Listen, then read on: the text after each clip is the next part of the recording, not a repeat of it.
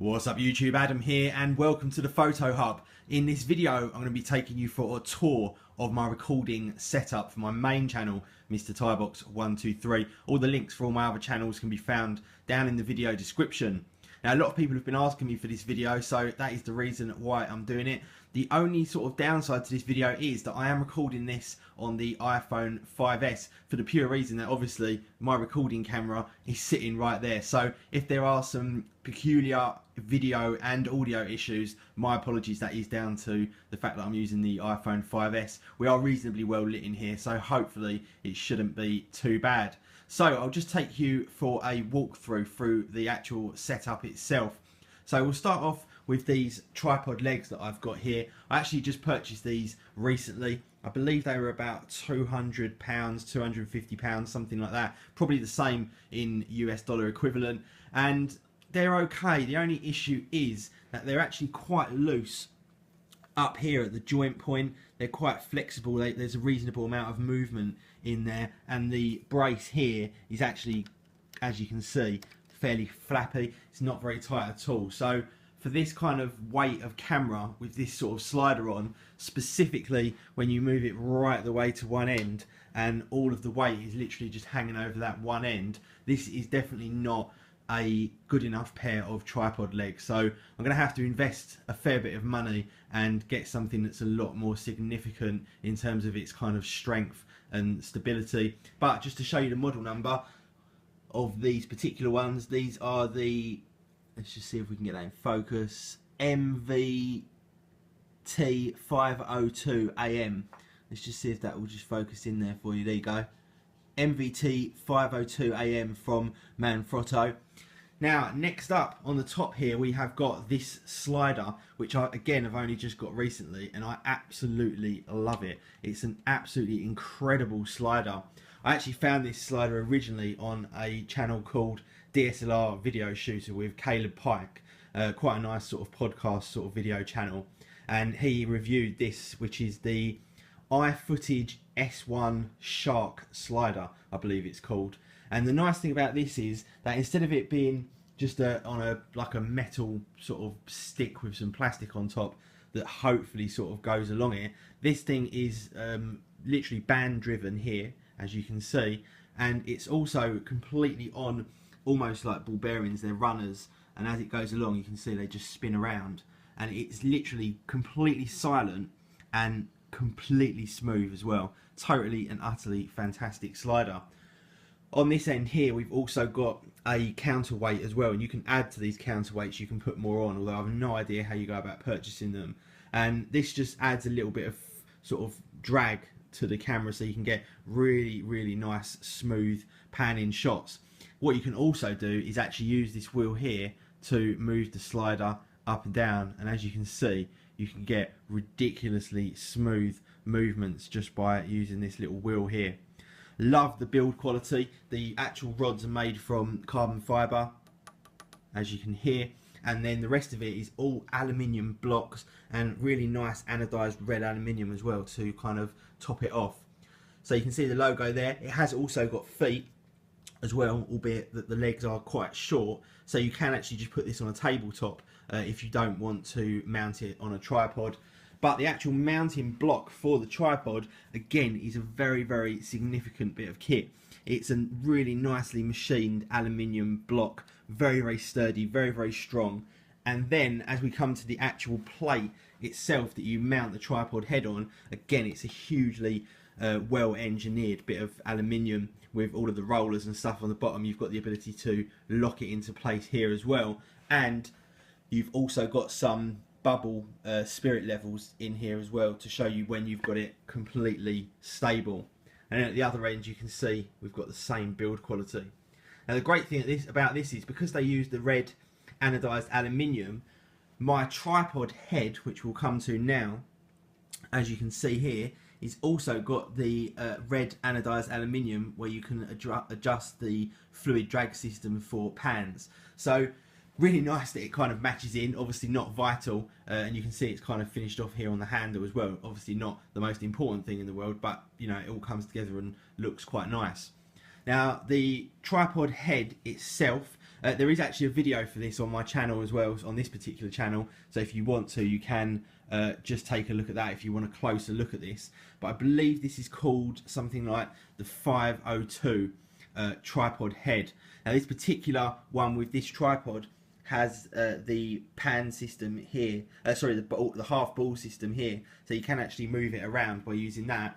But yeah, this tripod head is absolutely spectacular, very, very nice indeed. Works perfectly for this weight of camera, the 1DC or obviously the 1DX, whatever you prefer. And yeah, it's very, very nice head. As you can tell, everything is completely smooth. You can get perfect pans on this. And there's also a fluid resistance for the tilts as well. So as you want to do your tilts as well as your pans, you can get perfect resistance. And as you can see, there's literally no lumps or bumps. That is completely smooth due to that resistance that's built into the head. Nice chunky head, nice big handle here, although quite often that handle does get in the way, so you can just quickly turn it, either remove it or get it into a different position. And then as we come further up onto the top here, this is my Canon 1DC, my favourite bit of kit that I've got, even more favoured over my, that's not a word, is it, favoured? More favoured even over my beautiful setup. This is my favourite thing. I absolutely love this. The Canon 1DC is absolutely spectacular. So this camera comes in at about £9,000 or about $12,000–13,000. So it's a very, very expensive camera, but it does record 4K internally. So unlike things like the Blackmagic camera, for example, which write it out to SSD, this literally writes it out to compact flash cards. And for me, it's absolutely perfect for my workflow for recording my YouTube videos, just because of the nature of how it works. Now also, before this I had a Canon 1DX because I wanted to sort of try it out, having moved from a Nikon D800.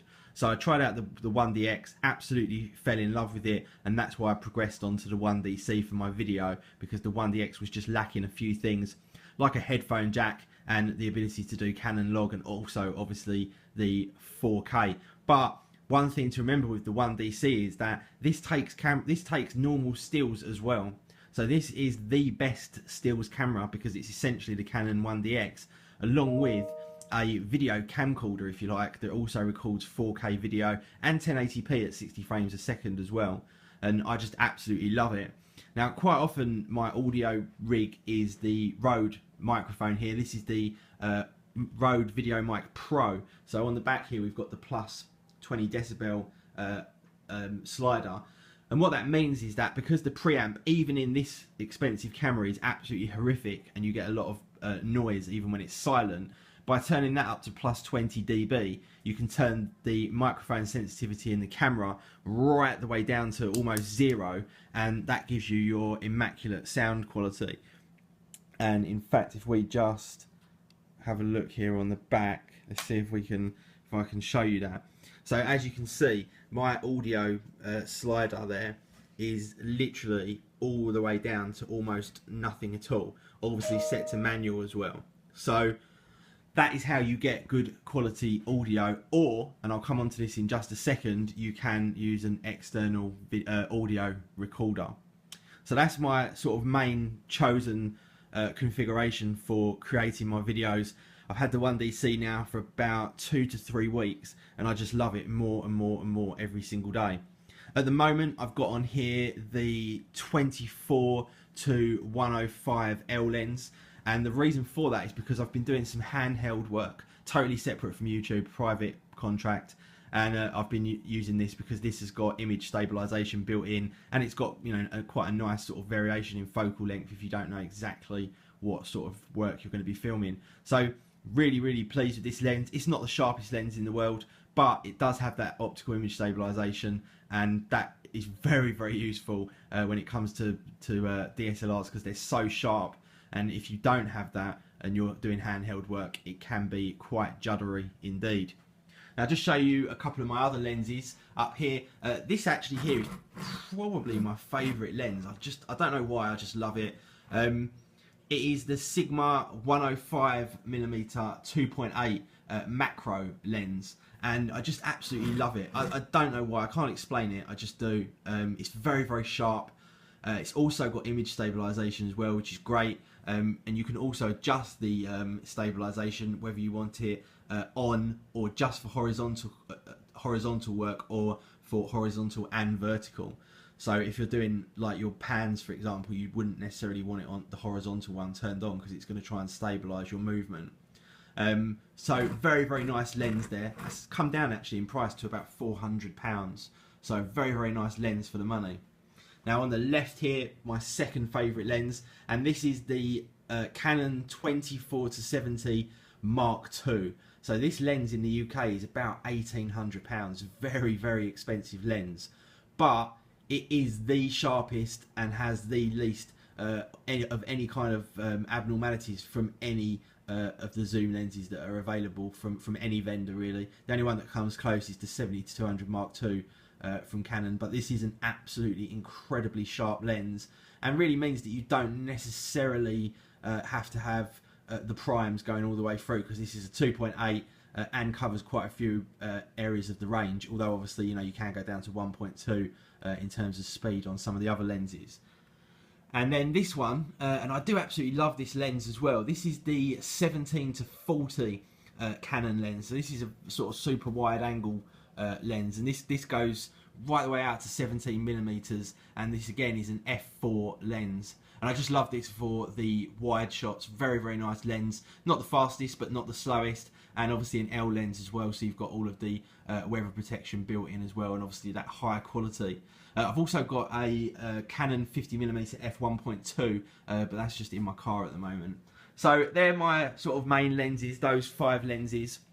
I would like to get some more primes, and I would like to get a sort of super telephoto as well, maybe the 70-200, probably not the 2.8, but maybe the f4 with the image stabilisation or something like that. So that is my video setup. I've also got these friction arms here, and I quite often put a monitor on the side of these, or sound equipment, and just move those around. I've got them in that position at the moment because I was doing specific movement, so I could hold it on both sides and sort of do this specific movement that I was looking for. So they're very useful as well. You can get those for about £20 from Amazon, and you can move those in pretty much any direction that you want to.